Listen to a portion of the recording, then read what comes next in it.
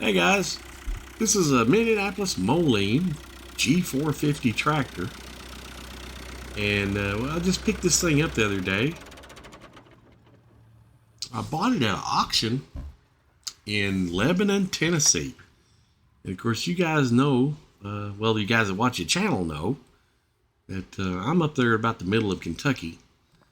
And these things here, this is the final drive, and that's on the outside of both wheels. And that really gave me problems.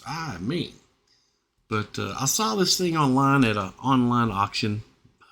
Okay. And it's kind of like a eBay for farmers, they sell farm equipment and tractors and stuff. And I'd never owned one of these, but I always liked it, the Minneapolis Moline. And I saw this seat, man, and it sold me on it. I gotta have it. The patina on the paint is just great. This tractor was made in Italy, and it's obvious because they've got a tribute exhaust there to the Leaning Tower of Pisa. But all things aside, I'd never heard it run, didn't know if it ran. So I thought, well, why not buy it? And I did. So then began a 3-day struggle to get this thing from Lebanon, Tennessee to Cave City, Kentucky. And we're talking 84.4 miles. Okay, it's not that big a deal if you just hop in the car and head over there. Yeah. Just to hop in a skip within, less than a couple hours. If you drive slow, like me, you get there probably about the same amount of time. But the original plan was to use this tow dolly, and I've done it before. You hook this in on your ball hitch of your vehicle, then you load the front wheels of the vehicle you're towing on the tow dolly there. And then you just kind of like drag him home, Of course, you secure the front wheels with straps so it doesn't go anywhere.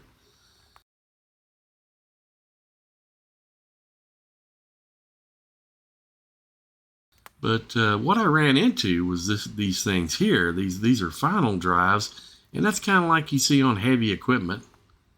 And that gave me trouble. So we ended up had to go a different route. And I didn't notice this from the pictures down in Tennessee that they had online. And I had never owned one like this. But those final drives there, yeah, that's a gear reduction. Goes from the rear axle to the outer wheel. And so if you spin the outer wheel, it heats up the fluid in the transmission. Well, to make this brief as possible, we got 33.7 miles to Westmoreland, Tennessee, and had to pull off because we were running out of daylight. I went and spoke with the nice manager at Priceless Foods, and he was kind enough to let us use the gravel parking lot on the right side over there. And as long as we parked out everybody's way, we could leave it there and come back Tuesday, the next day, and pick it up when we had daylight. So then began the struggle. We brought a trailer with us, and as it turned out, the tractor was too large to fit on the trailer. That left one option. And so we decided, well, it runs not very fast because it was only running low range. But we decided to drive it home.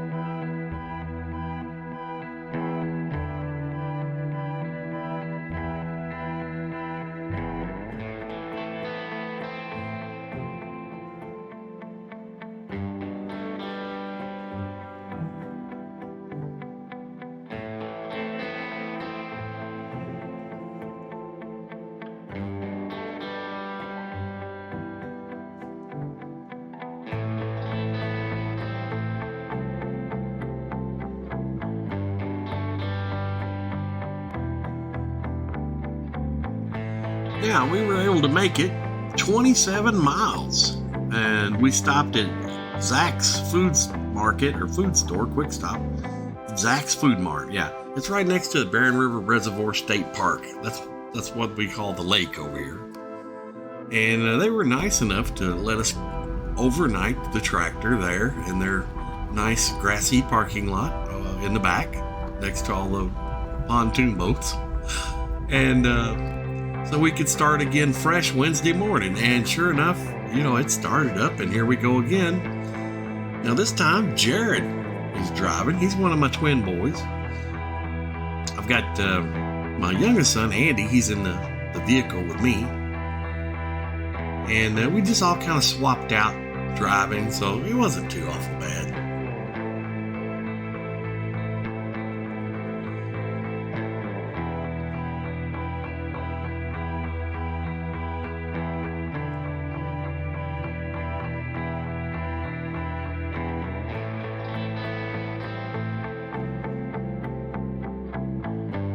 And we kind of kept things to the side of the road, out of respect for the traffic, and these guardrails were kind of a pain, but that's still better than right out there in the middle of the lane blocking traffic. And I'm sure everybody that's driven behind a farm tractor before can appreciate that we're trying to be as courteous as we can to the flow of traffic, especially that big guy. Wow.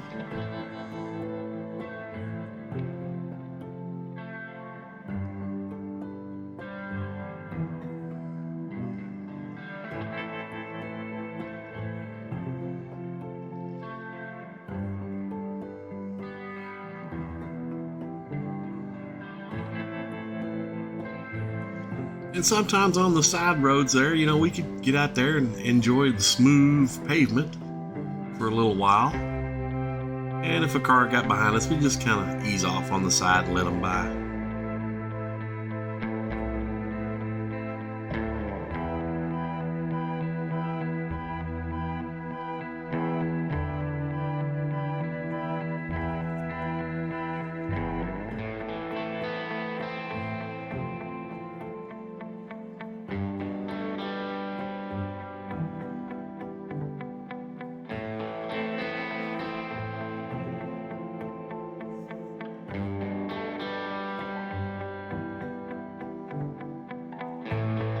This looks kind of like an interstate highway, but it's not. It's the bypass that runs around Glasgow, Kentucky. And it had a nice wide breakdown lane over there. That's a super highway for farm equipment. It was very handy. Of course, we're putting along at about 5 miles per hour. Yes, my friends, sometimes the struggle is real.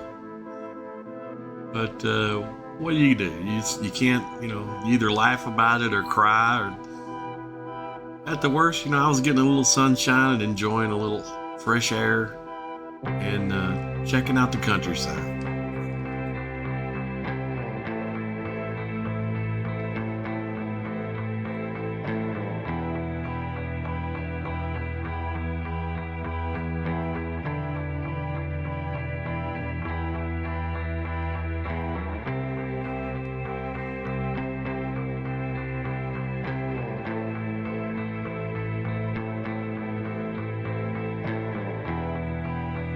But here we are getting close to home, and this whole 3-day adventure has been like an episode of Vice Grip Garage. Like Derek, we bought our junk equipment and we got it home. And I really appreciate it, you guys hanging out with me. And that's all I got for today. I'm going to end this with showing me pulling the driveway here, and I'm thanking the man above for a safe trip. And any similarities between us and Vice Grip Garage in this episode is just a coincidence.